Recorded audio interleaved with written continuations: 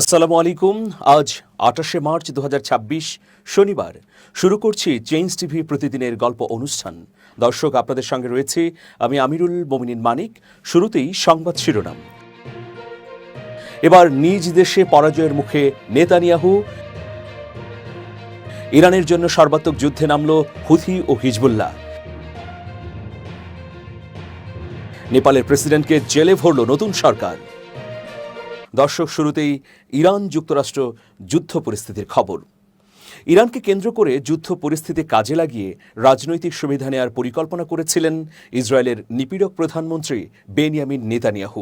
তবে সেই কৌশল উল্টো চাপ তৈরি করেছে তার সরকার এবং জনপ্রিয়তার উপর। ইসরায়েলের বর্তমান রাজনৈতিক পরিস্থিতিতে নতুন করে অস্থিরতা তৈরি হয়েছে। দেশটির আইন অনুযায়ী ৩১শে মার্চের মধ্যে পার্লামেন্ট বাজেট পাশ না হলে আগামী ৩ মাসের মধ্যে জাতীয় নির্বাচন অনুষ্ঠিত হবে। এ অবস্থায় আগাম নির্বাচন এড়াতে দ্রুত বাজেট পাশে মরিয়া হয়ে উঠেছে নেতানিয়াহু সরকার। রাজনৈতিক বিশ্লেষকদের মতে বর্তমান প্রেক্ষাপটে নির্বাচন হলে পরাজয়ের ঝুঁকি বাড়বে নেতানিয়াহুর। তাই সংসদে সংখ্যাগরিষ্ঠতা ধরে রাখতে মিত্রদের জন্য বাড়তি তহবিল বরাদ্দ সহ বিভিন্ন কৌশল নিচ্ছে সরকার। ইরানের সঙ্গে সংঘাতের শুরুতে নেতানিয়াহুর হিসাব ছিল ভিন্ন। আয়াতুল্লাহ আলী খামেনি নিহত হওয়ার পর আগাম নির্বাচনের সম্ভাবনা দেখেছিল তারা। মার্চের শুরুতে ক্ষমতাসীন লিকুদ পার্টি নিজেদের জনপ্রিয়তা সর্বোচ্চ বলে দাবি করে। চলতি বছরের অক্টোবরে নির্ধারিত নির্বাচনের আগে আগাম ভোটের মাধ্যমে সুবিধা নেয়ার পরিকল্পনাও ছিল তাদের। তবে 4 সপ্তাহ পার হলেও যুদ্ধের মূল লক্ষ্য অর্জিত না হওয়ায় সেই পরিকল্পনা ভেস্তে গেছে। ফলে এখন আগাম নির্বাচন ঠেকানোই প্রধান লক্ষ্য হয়ে দাঁড়িয়েছে নেতানিয়াহু সরকারের। গাজা ইস্যু থেকে দৃষ্টি সরিয়ে ইরান প্রসঙ্গে কিছু জনসমর্থন মিললেও সামগ্রিক ভোটের সমীকরণে বড় পরিবর্তন আসেনি। 2023 সালের 7 অক্টোবর হামাসের হামলার পর থেকেই নেতানিয়াহুর নেতৃত্ব নিয়ে প্রশ্ন উঠেছে। বিশ্লেষকদের মতে ধীরে ধীরে জনসমর্থন হারাচ্ছেন তিনি। টাইমস অফ ইসরায়েলের এক জরিপ অনুযায়ী 120 আসনের পার্লামেন্টে নেতানিয়াহুর লিকুদ পার্টি পেতে পারে 28টি আসন। জোটগতভাবে তাদের আসন দাঁড়াতে পারে 51তে, যা সরকার গঠনের জন্য পর্যাপ্ত নয়। এদিকে দীর্ঘমেয়াদী সংঘাতের প্রভাব পড়েছে দেশটির অর্থনীতিতেও। প্রতি সপ্তাহে প্রায় $16 লাখ ক্ষতি হচ্ছে বলে জানা গেছে। প্রতিরক্ষা ব্যয় বৃদ্ধির পাশাপাশি মিত্রদের সমর্থন ধরে রাখতে অতিরক্ষণশীল দলগুলোর জন্য অতিরিক্ত বরাদ্দ দিতে হচ্ছে সরকারকে। সব মিলিয়ে সময় ক্ষেপণ করে সরকার টিকিয়ে রাখাই এখন নেতানিয়াহুর প্রধান কৌশল বলে মনে করছেন বিশ্লেষকরা। দর্শক, ইয়েমেনের ইরান সমর্থিত হুথি বিদ্রোহীরা আনুষ্ঠানিকভাবে মধ্যপ্রাচ্যের চলমান যুদ্ধে যোগ দিয়ে দক্ষিণ ইসরায়েল লক্ষ্য করে ক্ষেপণাস্ত্র হামলা চালিয়েছে। ইসরায়েল ডিফেন্স ফোর্সেস IDF নিশ্চিত করেছে, গত 28শে ফেব্রুয়ারি যুদ্ধ শুরু হওয়ার পর এই প্রথম ইয়েমেন থেকে ইসরায়েলি ভূখণ্ড লক্ষ্য করে কোনো ক্ষেপণাস্ত্র ছোড়া হলো। রয়টার্স ও AFPর প্রতিবেদনে জানানো হয়েছে, ইয়েমেন থেকে ধেয়ে আসা এই ক্ষেপণাস্ত্রটি শনাক্ত করার পরপরই ইসরায়েলের আকাশ প্রতিরক্ষা ব্যবস্থা সক্রিয় হয়ে ওঠে এবং সম্ভাব্য হুমকি মোকাবেলায় কাজ শুরু করে। হামলার সংকেত পাওয়ার পর IDF সারা দেশে নাগরিকদের নিরাপদ আশ্রয়ে যাওয়ার নির্দেশ দিলেও প্রায় 15 মিনিট পর পরিস্থিতি নিরাপদ ঘোষণা করে তাদের ফিরে আসার অনুমতি দেওয়া হয়। এই হামলার ঠিক আগেই ইয়েমেনের সশস্ত্র বাহিনীর হুথি উপদলের মুখপাত্র ইয়াহিয়া সারি টেলিগ্রামে এক বিবৃতিতে ঘোষণা করেছিলেন যে ইরানের উপর হামলা অব্যাহত থাকলে তারা সরাসরি এই যুদ্ধে হস্তক্ষেপ করবে। হুথিরা সুনির্দিষ্ট কয়েকটি শর্তে সরাসরি সামরিক অভিযানের হুঁশিয়ারি দিয়েছে, যার মধ্যে রয়েছে যুক্তরাষ্ট্র ও ইসরায়েলের সঙ্গে অন্য কোনো দেশ ইরানের বিরুদ্ধে যুদ্ধে যোগ দিলে, ইরানের বিরুদ্ধে প্রতিকূল কর্মকাণ্ডে লোহিত সাগর ব্যবহার করা হলে, অথবা ইরানের উপর হামলার তীব্রতা বৃদ্ধি পেলে। ইয়াহিয়া সারি সাফ জানিয়েছেন যে তাদের আঙুল এখন ট্রিগারে রয়েছে এবং ইরান, ফিলিস্তিন, গাজা, ইরাক ও লেবাননের উপর মার্কিন ইসরায়েলি আগ্রাসনের জবাবে তারা এই পদক্ষেপ নিতে দ্বিধা করবেন না। হুথিরা মূলত ইয়েমেনের শিয়া মুসলিম সংখ্যালঘু জাইদি সম্প্রদায়ের প্রতিনিধিত্বকারী একটি সশস্ত্র রাজনৈতিক ও ধর্মীয় গোষ্ঠী। তারা নিজেদের ইরান নেতৃত্বাধীন অক্ষশক্তি বা অ্যাক্সিস অফ রেজিস্ট্যান্সের অংশ হিসেবে দাবি করে, যার মধ্যে হামাস এবং লেবাননের হিজবুল্লাহর মতো সশস্ত্র গোষ্ঠীগুলোও অন্তর্ভুক্ত। 90 দশকে আত্মপ্রকাশ করা এই গোষ্ঠীটি আনসার আল্লাহ নামেও পরিচিত, যা তাদের প্রতিষ্ঠাতা প্রয়াত হুসেইন আল হুথির নামানুসারে নামকরণ করা হয়। বর্তমানে গোষ্ঠীটির নেতৃত্ব দিচ্ছেন হুসেইন আল হুথির ভাই আব্দুল মালিক আল হুথি। ইসরায়েল ও পশ্চিমা বিশ্বের বিরুদ্ধে তাদের দীর্ঘদিনের শত্রুতা এখন সরাসরি ক্ষেপণাস্ত্র হামলার মাধ্যমে নতুন মাত্রা লাভ করল। বিশ্লেষকদের মতে ইয়েমেন থেকে এই ক্ষেপণাস্ত্র নিক্ষেপের ঘটনা মধ্যপ্রাচ্যের যুদ্ধকে আরও বহুমুখী ও বিপজ্জনক করে তুলেছে। এতদিন এই সংঘাত মূলত ইসরায়েল, ইরান ও লেবানন সীমান্তের মধ্যে সীমাবদ্ধ থাকলেও হুথিদের সরাসরি অংশগ্রহণ লোহিত সাগরের নিরাপত্তা এবং পুরো অঞ্চলের স্থিতিশীলতাকে বড় ধরনের হুমকির মুখে ঠেলে দিয়েছে। ইসরায়েল ও যুক্তরাষ্ট্র যদি ইয়েমেনের এই পদক্ষেপের পাল্টা জবাব দেয়, তবে যুদ্ধের পরিধি আরও বিস্তৃত হওয়ার আশঙ্কা রয়েছে। বর্তমানে আন্তর্জাতিক সম্প্রদায় গভীর উদ্বেগের সঙ্গে লক্ষ্য করছে যে হুথিদের এই সরাসরি সামরিক হস্তক্ষেপ মধ্যপ্রাচ্যের মানচিত্রে দীর্ঘস্থায়ী প্রভাব ফেলতে পারে। লেবাননের সশস্ত্র গোষ্ঠী হিজবুল্লাহ গত 24 ঘণ্টায় ইসরায়েলি বাহিনীর বিরুদ্ধে নজিরবিহীন আক্রমণ চালিয়ে 100টিরও বেশি সামরিক অভিযান সম্পন্ন করার দাবি করেছে। হিজবুল্লাহর মিডিয়া শাখা থেকে প্রকাশিত এক বিবৃতিতে জানানো হয়েছে, ইসরায়েলি বাহিনীর বিরুদ্ধে তাদের পরিচালিত ধারাবাহিক হামলার সংখ্যা 103-এ পৌঁছেছে। এই ব্যাপক অভিযানের অংশ হিসেবে হিজবুল্লাহ অন্তত 2টি মেরকাফা ট্যাঙ্ক ধ্বংস করার পাশাপাশি সরাসরি সম্মুখ যুদ্ধে একজন ইসরায়েলি সেনাকে হত্যার দাবি করেছে। ইসরায়েলি সেনাবাহিনীও পরে নিশ্চিত করেছে দক্ষিণ লেবাননে সংঘর্ষের সময় তাদের 7ম আর্মার্ড ব্রিগেডের 77তম ব্যাটালিয়নের একজন কর্মকর্তা নিহত হয়েছেন। এই ঘটনাপ্রবাহ ইঙ্গিত দিচ্ছে যে লেবানন সীমান্তে সংঘাত এখন আগের চেয়ে অনেক বেশি বিস্তৃত ও তীব্র আকার ধারণ করেছে। গত 24 ঘণ্টায় হিজবুল্লাহর রকেট হামলা ইসরায়েলের উত্তরাঞ্চলীয় জনপদগুলোতে চরম আতঙ্ক সৃষ্টি করেছে। বিশেষ করে আপার গ্যালিলি অঞ্চলের মিতোলা বসতিসহ হাইফা উপসাগরীয় এলাকায় একযোগে বিপুল সংখ্যক রকেট আঘাত হানে। হিব্রু গণমাধ্যমের প্রতিবেদন অনুযায়ী হাইফা বে থেকে জারিয়েত এবং কারমেইল পর্যন্ত বিস্তৃত এলাকার অন্তত 30টি রকেটের একটি বহর আঘাত হানলে ওই অঞ্চলে জরুরি সাইরেন বেজে ওঠে।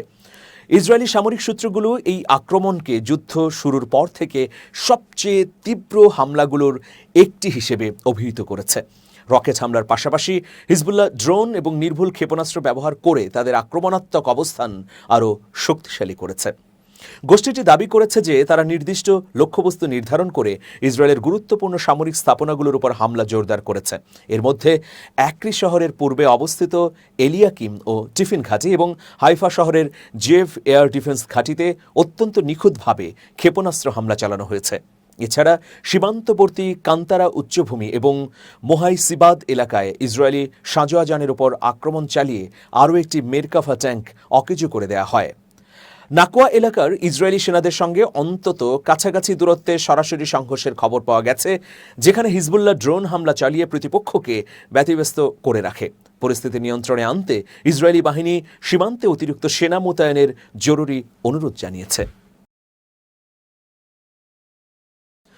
ইরান ও যুক্তরাষ্ট্রের মধ্যে চলমান পরোক্ষ আলোচনার বিস্তারিত তথ্য অত্যন্ত গোপনীয়তার সঙ্গে রক্ষা করছে ট্রাম্প প্রশাসন। সাংবাদিকদের মুখোমুখি হয়ে মার্কিন পররাষ্ট্রমন্ত্রী মার্কো রুবিও পাকিস্তানের মধ্যস্থতায় শুরু হওয়া এই স্পর্শকাতর আলোচনার বিষয়ে কোনো তথ্য প্রকাশ করতে স্পষ্ট অস্বীকৃতি জানান। প্রথাগত কূটনীতির অংশ হিসেবেই যুক্তরাষ্ট্র বর্তমানে এই গোপনীয়তা বজায় রাখছে।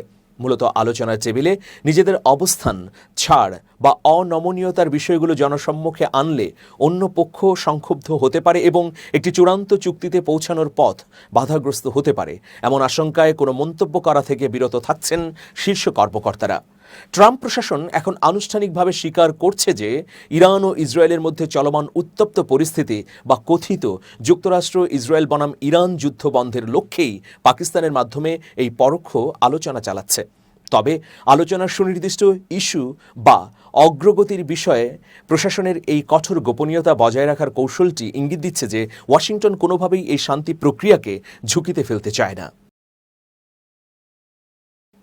যুক্তরাষ্ট্রের অভ্যন্তরীণ গোয়েন্দা সংস্থা এফবিআই প্রধান কাস প্যাটেলের ব্যক্তিগত ইমেইল হ্যাক করেছেন ইরানি হ্যাকাররা। এরপর সেখান থেকে নেওয়া বিভিন্ন ছবি ও তথ্য প্রকাশ করে দিয়েছেন তারা। সংবাদ মাধ্যম সিএনএনকে এ তথ্য নিশ্চিত করেছেন সংশ্লিষ্ট এক ব্যক্তি। সিএনএন জানিয়েছে, কাস প্যাটেলের ব্যক্তিগত ইমেইল হ্যাকের পর সেখান থেকে নেওয়া ছবি একের পর এক প্রকাশ করেছেন হ্যাকাররা। তারা যেসব তথ্য ও ছবি হাতিয়ে নিয়েছেন সেগুলো 2011 সাল থেকে 2022 সালের মধ্যের, যার মধ্যে আছে ব্যক্তিগত, ব্যবসায়িক এবং ভ্রমণ সংক্রান্ত নোটিশ। তবে এফবিআইয়ের নিজস্ব তথ্য সেসব ইমেইলে ছিল না বলে জানিয়েছেন এক মার্কিন কর্মকর্তা। বার্তা সংস্থা রয়টার্স সর্বপ্রথম এই হ্যাকিংয়ের তথ্য জানিয়েছিল। যে গ্রুপটি এই হ্যাকিংয়ে জড়িত তারা এ মাসের শুরুতে একটি সাইবার হামলা চালিয়েছিলেন, যেটির কারণে যুক্তরাষ্ট্রের একটি বৃহৎ চিকিৎসা সরঞ্জাম তৈরির প্রতিষ্ঠানের কার্যক্রমে বিঘ্ন ঘটেছিল। হ্যাকিং গ্রুপটি ওই সময় বলেছিল, ইরানের স্কুলে হামলা চালিয়ে গণহত্যা চালানোর প্রতিশোধ হিসেবে তারা এই সাইবার হামলা চালিয়েছে। এবার দেশের খবর। বাংলাদেশের পররাষ্ট্রমন্ত্রী খলিলুর রহমান আগামী 7 ও 8 এপ্রিল ভারতের রাজধানী দিল্লি সফর করবেন। মরিশাসের রাজধানী পোর্ট লুইসে অনুষ্ঠিতব্য ইন্ডিয়ান ওশান কনফারেন্সে যোগ দেওয়ার আগে তিনি দিল্লি সফর করবেন। ফেব্রুয়ারিতে তারেক রহমানের নেতৃত্বে সরকার গঠনের পর এটি হবে বাংলাদেশের কোনো মন্ত্রীর প্রথম দিল্লি সফর। কূটনৈতিক সূত্রগুলো জানিয়েছে, সফরের প্রথম দিনেই ভারতের পররাষ্ট্রমন্ত্রী জয়শঙ্করের সঙ্গে খলিলুর রহমানের বৈঠক হতে পারে। এছাড়া ভারত সরকারের আরও গুরুত্বপূর্ণ প্রতিনিধিদের সঙ্গে সাক্ষাতের বিষয়ে আলোচনা চলছে। ঢাকার একটি সূত্র জানায়, প্রধানমন্ত্রীর পররাষ্ট্র বিষয়ক উপদেষ্টা হুমায়ুন কবির সফরে পররাষ্ট্রমন্ত্রীর সঙ্গে থাকবেন। এছাড়া ভারতের জাতীয় নিরাপত্তা উপদেষ্টা অজিত দোভাল, বাণিজ্যমন্ত্রী পীযূষ গোয়েল এবং পেট্রোলিয়াম ও প্রাকৃতিক গ্যাস বিষয়ক মন্ত্রী হরদীপ সিং পুরীর সঙ্গে বৈঠকের সম্ভাবনা নিয়েও দুই দেশের মধ্যে যোগাযোগ চলছে। কূটনৈতিক পর্যবেক্ষকদের মতে, দিল্লির পক্ষ থেকে এই সফর নিয়ে ইতিবাচক মনোভাব দেখা যাচ্ছে, যা দ্বিপক্ষীয় সম্পর্ক উন্নয়নের ইঙ্গিত বহন করে। এর আগে বাংলাদেশের নতুন প্রধানমন্ত্রী হিসেবে দায়িত্ব নেয়ার পর নরেন্দ্র মোদী তারেক রহমানকে অভিনন্দন জানিয়ে চিঠি পাঠান এবং দুই দেশের জনগণের কল্যাণে একসঙ্গে কাজ করার আগ্রহ প্রকাশ করেন। বাংলাদেশের শপথ গ্রহণ অনুষ্ঠানে ভারতের প্রতিনিধি হিসেবে লোকসভার স্পিকার ওম বিড়লা উপস্থিত ছিলেন, যা দুই দেশের সম্পর্ক পুনরুদ্ধারের বার্তা দেয়। এছাড়া 20 মার্চ দিল্লিতে নিযুক্ত বাংলাদেশের হাই কমিশনার এম রিয়াজ হামিদুল্লাহর সঙ্গে জয়শঙ্করের সাক্ষাৎ ও দ্বিপক্ষীয় সম্পর্ক এগিয়ে নেওয়ার ক্ষেত্রে গুরুত্বপূর্ণ পদক্ষেপ হিসেবে দেখা হচ্ছে। কূটনৈতিক সূত্র বলছে, ওই সাক্ষাতের পরপরই পররাষ্ট্রমন্ত্রী খলিলুর রহমানের দিল্লি সফরের বিষয়টি চূড়ান্ত হয়, যা বাংলাদেশ ভারত সম্পর্কের নতুন অধ্যায় সূচনার ইঙ্গিত দিচ্ছে। প্রিয় দর্শক, এবার দেশের বাইরের আরও খবর। নেপালের নতুন প্রধানমন্ত্রী বালেন্দ্র শাহ শপথ গ্রহণের পরদিনই গ্রেফতার করা হলো প্রাক্তন প্রধানমন্ত্রী কেপি শর্মা ওলি এবং সাবেক স্বরাষ্ট্রমন্ত্রী রমেশ লেখককে। শনিবার ভোরের দিকে রাজধানী কাঠমান্ডুর ভক্তপুর এলাকায় নিজ নিজ বাসভবন থেকে তাদের গ্রেফতার করেছে নেপালের আইনশৃঙ্খলা বাহিনীর রাজধানী শাখা Kathmandu valley police. Kathmandu valley পুলিশের মুখপাত্র ওম অধিকারী সাংবাদিকদের এ তথ্য নিশ্চিত করে বলেছেন, নেপালের বিশেষ আদালতের সাবেক বিচারক গৌরী বাহাদুর কার্কের নেতৃত্বাধীন কমিশনের সুপারিশের ভিত্তিতে সম্পূর্ণভাবে আইনি প্রক্রিয়া অনুসরণ করে গ্রেফতার করা হয়েছে দুজনকে। 2025 সালের সেপ্টেম্বরে সাবেক প্রধানমন্ত্রী কেপি শর্মা ওলির নেতৃত্বাধীন সরকারের বিরুদ্ধে দুর্নীতির অভিযোগ তুলে ব্যাপক মাত্রার জেনজি বিক্ষোভ হয়েছিল নেপালে।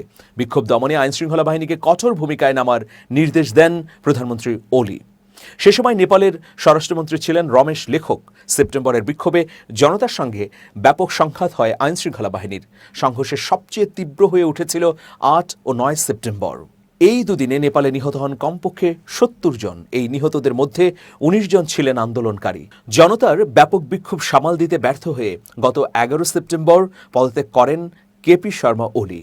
রমেশ লেখক তার আগেই পদত্যাগ করেছিলেন। পদত্যাগের পর নেপালের সাবেক প্রধান বিচারপতি সুশীলা কার্কিকে প্রধান করে একটি অন্তর্বর্তী সরকার গঠিত হয়।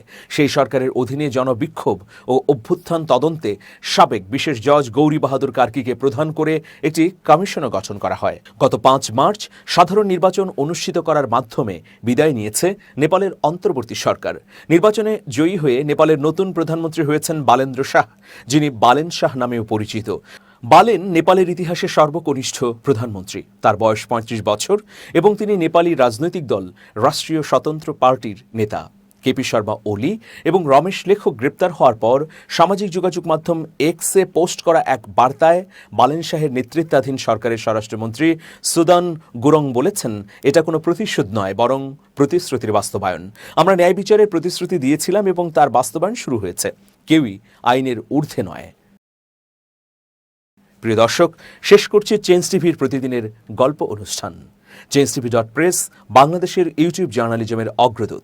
ভিজিট করুন এর ওয়েবসাইট www.changetv.press, ইউটিউব youtube.com/changetvpress এবং সাবস্ক্রাইব করুন চ্যানেলটি।